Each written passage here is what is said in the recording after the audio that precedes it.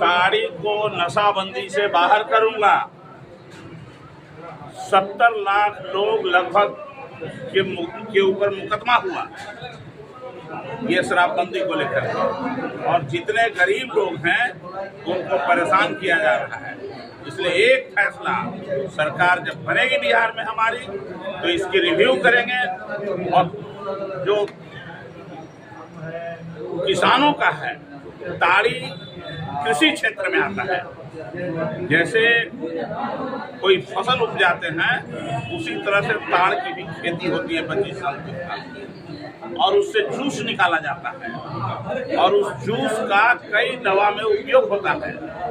लेकिन भीम में नीतीश कुमार ने उसको भी बंद किया और सारे लोगों को जेल में बंद करने का काम किया, जिसका खामियाजा भी उनको भुगतना पड़ेगा। राष्ट्रीय जनता दल की जब सरकार बनेगी तो इस पर पुनः विचार करेगी और ताड़ी पर से प्रतिबंध हटाने का काम करेगी, गरीब मजदूरों को इससे मुक्ति दिलाने का काम करेगी।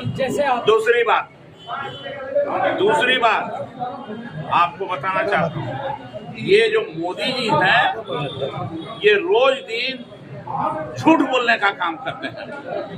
कल ही इन्होंने हरियाणा में झूठ कहा, और इतना झूठ कि गांव में चोरी करते हुए पकड़ा गया, और गांव के लोग जब जान गए कि चोरी करते हुए पकड़ा जाएगा, तो गांव के लोगों ने चोर को पकड़ने के लिए हल्ला किया रात में, चोर चोर चोर चोर। तो जो चोर था वो भी चोर चोर हल्ला करने लगा। वही हाल हमारे प्रधानमंत्री का है कि ये गला फाड़ फाड़ करके अपने गोदी मीडिया के माध्यम से अपने गलतियों को छुपाने के लिए और ये हल्ला कर रहा। कल उन्होंने क्या कहा?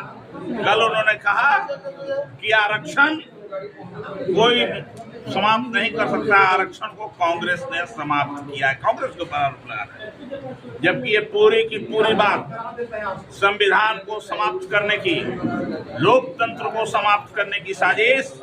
मैं पूछना चाहता हूँ, लोकतंत्र को खत्म करने के लिए सूरत में जो लोकसभा का चुनाव हुआ उम्मीदवार था, उसके उम्मीदवारी को इन्होंने वापस करा दिया जबरदस्ती करके।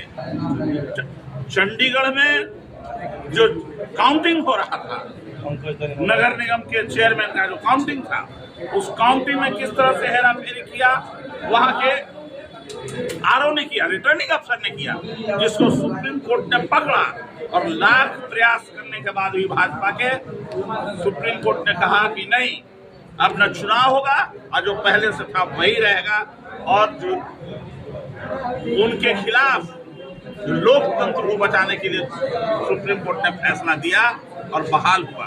तीसरी घटना, इंदौर में हम धन्यवाद देना चाहते हैं एसयूसीआई के जो वहाँ सदस्य थे, चुनाव लड़ रहे थे लोकसभा का, उनको प्रयास किया गया वापस कराने का, लेकिन डराया गया, धमकाया गया, लेकिन उसने वापस नहीं लिया। इस तरह से, और अभी मोदी जी जो कह रहे हैं कि हम आरक्षण नहीं समाप्त किया, मैं पूछना चाहता हूँ जो भी भाजपा के लोग हैं, मोदी